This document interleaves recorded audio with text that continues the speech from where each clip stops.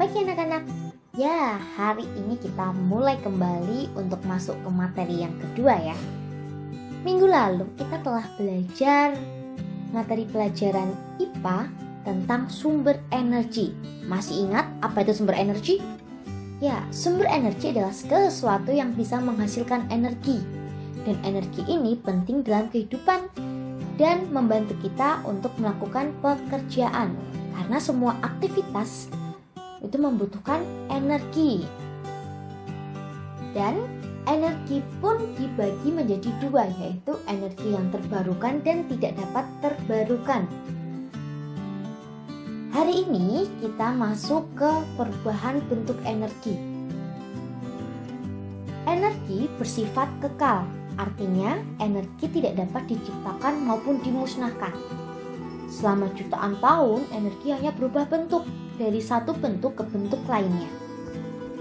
Oleh manusia, energi diubah bentuknya untuk meringankan pekerjaan sehari-hari. Contohnya, televisi yang mengubah energi listrik menjadi energi cahaya dan juga bunyi. Atau misalnya kompor, di mana kompor ini mengubah energi kimia dalam bentuk gas, dan minyak goreng yang diubah kompor menjadi energi panas untuk memasak. Bentuk-bentuk energi yaitu ada energi panas atau energi kalor, lalu energi magnet, energi nuklir, energi cahaya, energi listrik, energi bunyi, energi kimia, dan energi gerak atau mekanis atau kinetis. Apabila anak-anak perhatikan dalam kehidupan sehari-hari, kita telah melihat berbagai banyak bentuk perubahan bentuk energi. Misalnya, alat elektronik yang kita gunakan sehari-hari memanfaatkan perubahan bentuk energi. Contoh, perubahan dari energi listrik ke energi panas adalah setrika, rice cooker, dan juga oven. Lalu, untuk energi listrik yang berubah menjadi energi gerak ada kipas angin, blender, mesin cuci. Lalu, contoh yang ketiga, energi listrik menjadi energi cahaya. Contohnya lampu kamar, lampu pijar, atau lampu neon. Perubahan selanjutnya dari energi listrik menjadi energi bunyi ada radio, pengeras suara atau speaker, atau gitar listrik. Yang kelima, perubahan energi dari energi gerak menjadi energi listrik ada air terjun, di mana menggerakkan generator untuk membangkitkan listrik.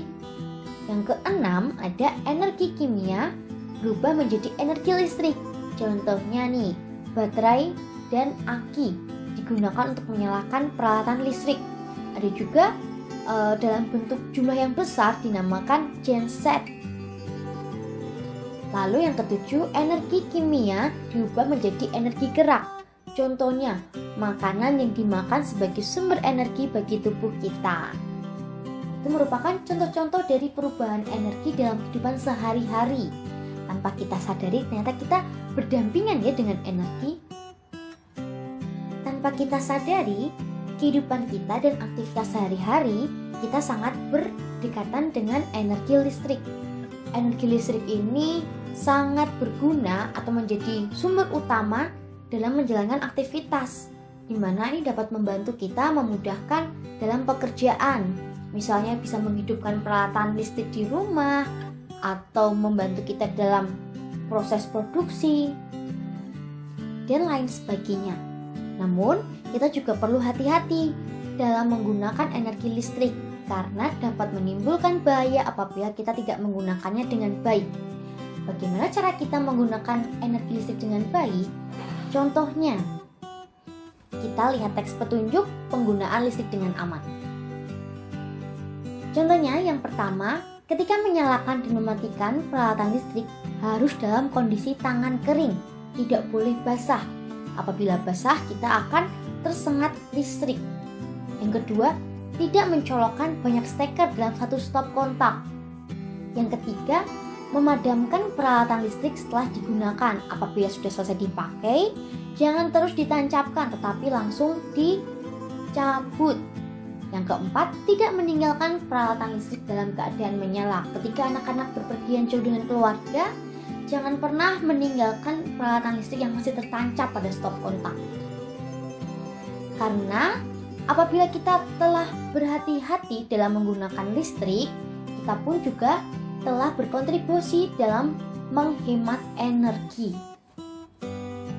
Penghematan energi ini tindakan mengurangi jumlah penggunaan energi, di mana bagian penting dari mencegah dan mengurangi perubahan iklim. Penghematan energi juga merupakan cara yang lebih ramah lingkungan. Kita akan masuk ke kegunaan dan penghematan energi listrik. Energi listrik dalam jumlah besar dihasilkan oleh generator pembangkit listrik. Generator itu digerakkan menggunakan tenaga air, uap, nuklir, matahari, dan lain-lain. Di Indonesia sendiri, untuk menggerakkan generator lebih banyak menggunakan energi air, sehingga disebut pembangkit listrik tenaga air. Dan di Indonesia terkenal dengan yang namanya PLTA Jatiluhur.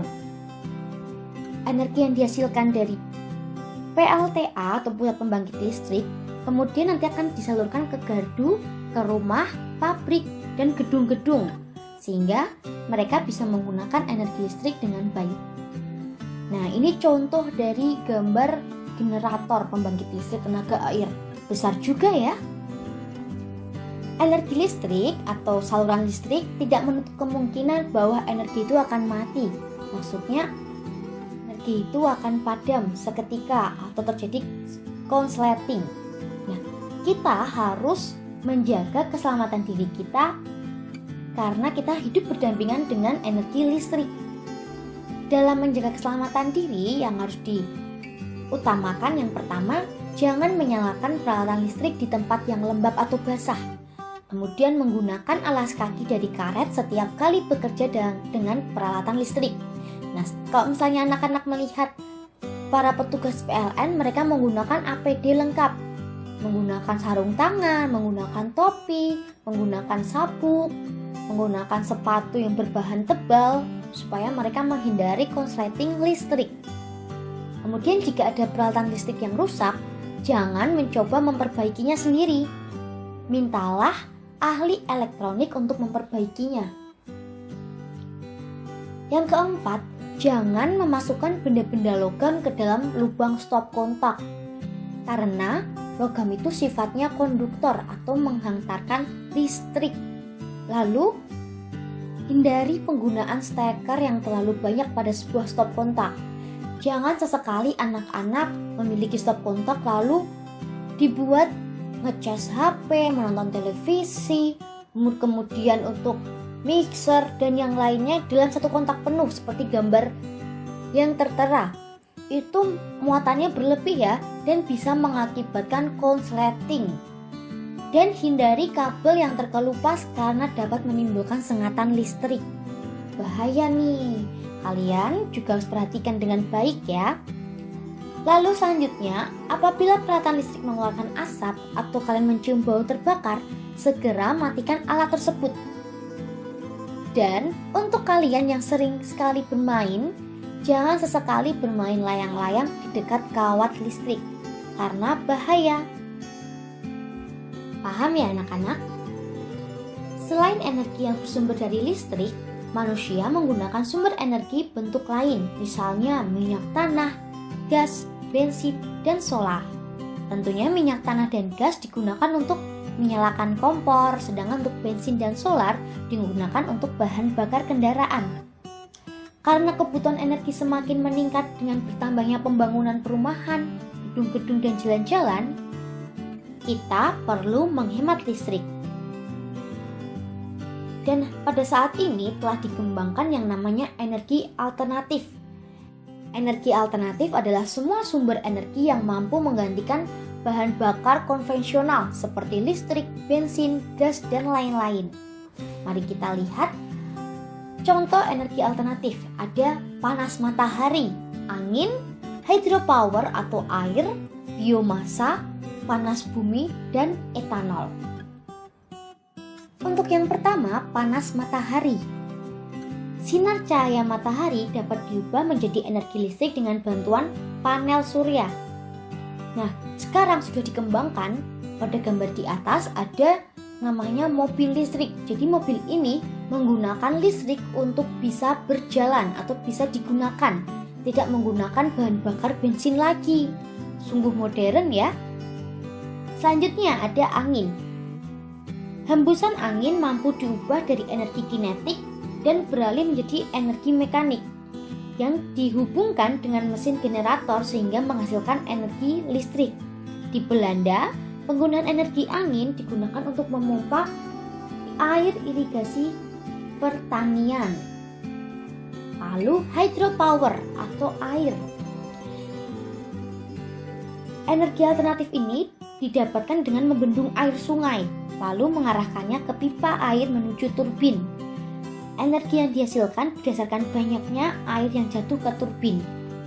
Pembangkit listrik tenaga air sangat terbantu dengan sumber energi ini. Dan di Indonesia mempunyai potensi yang besar untuk bisa dimanfaatkan sebagai sumber PLTA. Kemudian ada biomasa. Energi ini berasal dari sisa kotoran manusia atau hewan, di mana energi ini diubah dengan cara dibakar terlebih dahulu atau dicampur dengan bahan lain yang ditampung ke dalam tangki hingga nanti disalurkan pada pipa instalasi yang disebut dengan biogas. Gas yang dihasilkan tersebut akan menjadi energi alternatif dengan pemakaian gas tabung untuk memasak. Biomasa juga dapat dihasilkan dari sisa-sisa potongan kayu, ranting kayu, atau dari bubuk-bubuk jagung, bubuk-bubuk kayu, seperti itu anak-anak. Lalu untuk panas bumi atau geothermal. Indonesia menjadi negara terbesar kedua penghasil panas bumi di dunia. Dan di Pulau Flores, Nusa Tenggara Timur, menjadi kota yang layak dikembangkan sebagai sumber panas bumi. Selanjutnya ada etanol. Etanol adalah bahan bakar berbasis alkohol dari fermentasi jagung, tebu, atau gandum. Bahan bakar ini dapat dicampur dengan bensin untuk meningkatkan kadar oktan dan meningkatkan kualitas emisi. Wah, energi alternatif yang kita miliki sangat beragam ya. Karena kita memiliki sumber energi yang melimpah, kita tidak boleh langsung menghambur-hamburkannya atau menggunakan secara boros. Tapi kita semua berkewajiban untuk menghemat supaya kelak waktu yang akan datang generasi kita masih bisa menikmati energi yang ada. Baiklah, sekian materi yang dapat disampaikan. Silakan anak-anak juga dapat belajar dari video ini dan membaca LKS yang ada untuk menambah ilmu pengetahuan kalian. Selamat pagi, selamat beraktivitas, dan juga selamat belajar semuanya. Sampai jumpa.